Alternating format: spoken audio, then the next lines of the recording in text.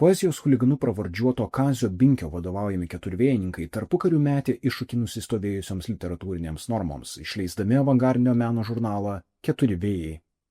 2024-aisiais, prabėgus šimtmečiui nuo pirmojo žurnalo numerio pasirodymo, Maironio lietuvių literatūros muziejuje atidarytoje parodoje apžvelgta keturvėjininkų judėjimo istorija, aptarti maištingi keturvėjininkų tikslai, jaunųjų menininkų kritikai, bei skirtas ypatingas dėmesys jų charizmatiškam idėjiniui lyderiui Kaziui Binkiui.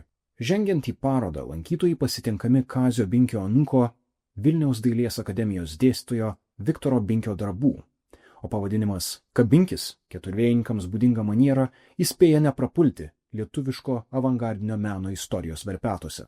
Pirmojoje parodos dalyje apžvelgiama keturvėjininkų žurnalo bei judėjimo istorija. Ji prasidėjo Kaziui Binkiui laisvojo klausytojo teisėmis studijuojant Berlyno universitete tarp 1920 ir 1923 metų.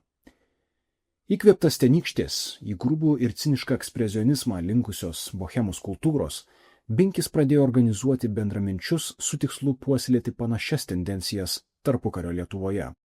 Kadangi šiandien futurizmas asocijuojamas su moksline fantastika, parodoje apžvelgiama ir retrofuturizmo tema.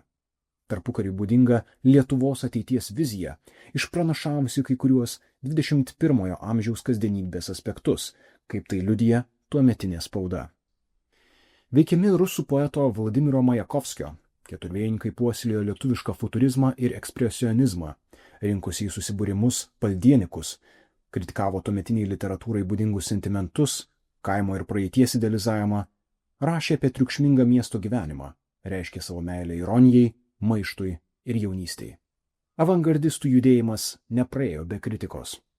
Parodoje dirbtinis intelektas padeda įsivaizduoti 1927 gruodžio 10-osios Keturių vėjų teismą Lietuvos universitete, kuriame Binkis ir jo šalininkai polemizavo su savo kritikais. Galiausiai keturvėjininkai buvo nuteisti sunkiems literatūros darbams iki gyvenimo pabaigos.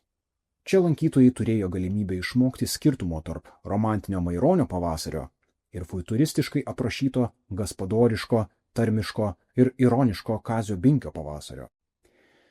Būtent Donelaičiui ir Antanui Strazdui būdingoje kalbos manieroje Kazys Binkis regėjo Lietuvos meno ateitį.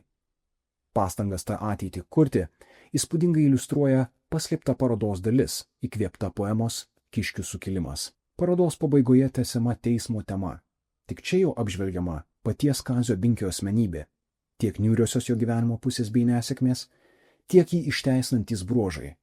Altruizmas, atsispindintis dramoje Atžalynas, amžininkų menamas dosnumas, iškalba, humoro jausmas, gebėjimas bendrauti su vaikais padėjo sukurti gražų Binkių šeimos gyvenimą.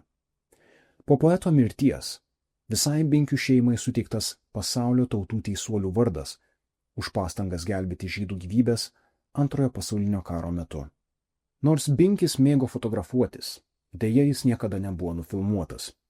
Išlydint lankytojus iš parodos, dirbtinis intelektas padeda įsivaizduoti, kaip judesyje atrodytų ir skambėtų šis avangardinio meno puoselėtojas, rėmęs perspektyvius menininkus, įrašęs kalbą bei stiliumi, kurie nebuvo svetimi jo brangintam provincijos skaitytojui ir jauniems žmonėms, kurių tarpe jis niekada nebuvo svetimas.